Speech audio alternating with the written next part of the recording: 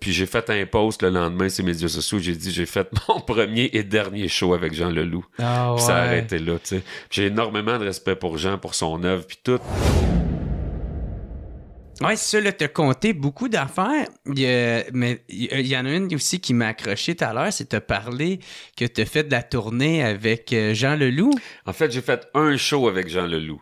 Moi, j'ai passé un été, il y avait le show de sa résurrection. Tu sais, il avait tué Jean Leloup, il était devenu Jean Leclerc. Il était retombé à son vrai nom.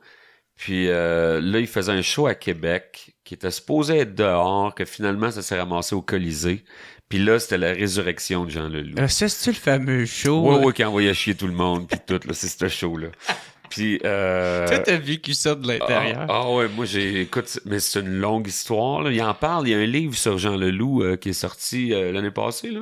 OK. Un gros livre, puis il en parle un peu de ça. D'après le livre, moi, quand j'ai lu ça, ça m'a expliqué bien des trucs. OK. Mais tu veux-tu mettre le contexte un peu? Ouais? C'est que Jean, ce que ça dit dans le livre, c'est que Jean, il voulait être reconnu comme le meilleur guitariste au Québec. Il avait décidé que là, il jouait beaucoup de guitare, puis là, il voulait être comme le top guitariste. Puis quand il parlait de ça à du monde, il y a du monde qui disait, tu sais, il y en a d'autres, là, puis il entendait mon nom souvent. Puis c'est son gérant de l'époque, Alex, qui dit que Jean m'en voulait. Il me connaissait pas, mais il m'en voulait parce que mon nom ressortait souvent. Puis il avait décidé de me voler mon band. Puis là, à un moment donné, mon band, Dom Laroche, que je te parlais tantôt, qui est dans Voivode, qui était dans mon band dans le temps, puis Martin Lavallée, ses drums, ils se font caler pour aller en studio avec Jean. Puis là, à un moment donné, les gars m'appellent, ils disent « Ouais, Jean, il aimerait ça que tu viennes, tu sais. Ouais. » Fait que j'y étais, puis là, ben... On était en studio, puis on travaillait sur des idées qu'il y avait. Puis finalement, on a passé un été de temps de même à enregistrer du stock. On a fait un paquet de chansons, puis on a monté un show qui a été le show au Colisée. Puis on avait un show très bien ficelé, très bien monté. Mais une fois qu'on est arrivé sur le stage, tout ça a pris le champ. La première tune, ça s'appelait Jeune Indien. Puis t'avais, tu sais, des tunes, t'as un OK, pop. mais il a juste décidé de faire d'autres musiques, genre? Non, mais comme la première tune, tu sais, mettons, t'as un A puis un B, un couplet puis un refrain. Puis c'était une tune de 3 minutes, là, 3 minutes et demie, mais au bout de 10 minutes, on n'était pas encore rendu au refrain. Puis là, il avait fait faire un solo au bassiste, à l'autre guitariste, à tout le monde. Puis je me souvenais pas, mais il y avait un article dans le Journal de Montréal, il y a une couple d'années, qui reparlait de ça. Il parlait des shows catastrophiques qu'il y a eu au Québec. Puis le gars, il disait que Jean, il me coupait mes solos. Puis c'était ça, tu sais, il me laissait pas faire. Il les donnait au bassiste, ou il les faisait lui-même, ou il me coupait en plein milieu. puis là, la première tune, tu sais, puis c'est ça, ça fait 10 minutes, puis on n'est pas encore rendu au refrain, chose qui aurait dû être faite, rendu au bout de 2 minutes. Ouais. Puis il nous arrête, puis on recommence le show au complet. Puis il y a des gens qui ont apprécié, il y en a d'autres qui ont détesté. Moi, j'ai pas aimé mon expérience parce que, tu sais, on a travaillé très fort pour monter de quoi, puis c'était du sabotage, là, tu sais. Puis après le show, ben, tu sais, lui, il était bien content, puis tout. Puis, ah ouais, lui, il était satisfait de ça. Puis moi, j'y ai dit, tu sais, Jean, moi, j'ai pas eu de fun là-dedans, tu sais. Puis c'est beaucoup du monde qui disait oui à tout, tu sais. Puis moi, je suis pas comme ça. Puis j'ai fait un post le lendemain sur les médias sociaux, j'ai dit, j'ai fait mon premier et dernier show avec Jean Leloup. Puis ça a arrêté là, tu sais. J'ai énormément de respect pour Jean, pour son œuvre, puis tout. Puis, tu sais, il y a eu des grandes années. Il y a eu ce bout-là, c'était peut-être pas sa meilleure période. Puis, c'était peut-être pas la meilleure combinaison. J'étais peut-être pas le bon gars pour la job.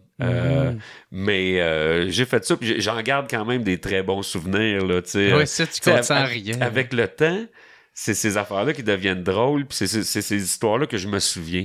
Tu sais, les shows qui ont bien été, puis tout ça, souvent, je m'en souviens pas. C'est ces affaires-là qui étaient épouvantables. Mais avec le temps, c'est les meilleures histoires, tu sais, puis c'est les meilleurs souvenirs, tu sais. Fait que comme je disais tantôt, il y a tout le temps le positif avec le négatif. Toi, comment tu te sentais sur scène à ce moment-là? Je me sentais très mal, puis il y avait mal pour le monde ou mal moi, j'ai failli sortir du stage après 45 minutes.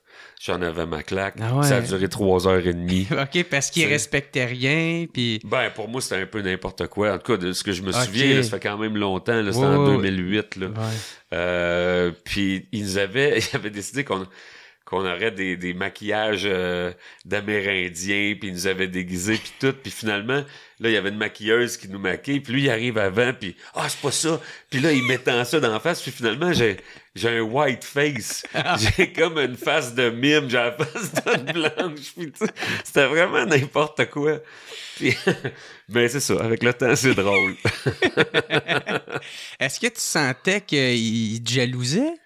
Ben, à l'époque, je savais pas, tu sais, je savais pas c'était quoi. Tu comprenais pas ça? T'avais pas fait de lien? Ou... Ben non, moi, je pensais pas ça. J'ai compris ça quand je l'ai lu dans le livre, tu sais, c'est dans le livre, c'est écrit, là, tu sais, puis finalement, il y a rien qui est sorti de tout ce que j'ai fait. Il y avait une toune qui tu parles de travail avec lui pour l'album? Oh, il y a rien sorti de ça. Finalement, il a enregistré, genre, en une journée, ses tounes lui-même, puis il a collé Doom puis Martin, qui était mon bassiste, mon drummer, puis il les a fait jouer sur l'album en une journée. Sur ses tracks à lui, puis c'est ça qui est sorti. Il y avait quand même des très bonnes affaires de ce qu'on avait fait, puis mais tu sais, peut-être ça fitait pas dans ses plans, ou tu sais... mais tu sais, je comprends que moi aussi, ça m'est arrivé, j'ai un paquet d'albums que j'ai jamais sortis, tu sais. T'avances sur quelque chose, puis à un moment donné, tu te rends compte que c'est pas ça que tu veux faire.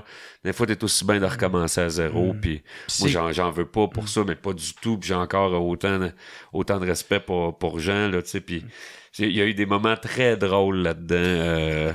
Qui fait partie de l'histoire du Québec. Oui, tu sais, c'est devenu comme un show légendaire, finalement. Pour des mauvaises raisons. Oui, mais peut-être que le monde s'en souviendrait moins si ça avait bien été. C'est ça qui est drôle. C'est vrai. Cet extrait est une présentation de Matelas Enzo. Matelas Enzo est une entreprise québécoise. Le nom Enzo provient du prénom de son fils, le fondateur Gabi Hamel. Tous leurs matelas et lits sont 100% neufs et fabriqués au Québec et au Canada. Leurs produits sont tous garantis de 5 à 15 ans. Moi, je viens justement de m'en pogner un, puis mon seul regret, c'est que je l'ai pas fait avant. Fait que faites pas comme moi, puis allez vous en chercher un tout de suite. Ils sont rendus maintenant avec 4 magasins. Victo, Drummond, Saint-Hyacinthe, Sherbrooke. Niaise pas, puis pour ton nouveau matelas, choisis Matelas Enzo.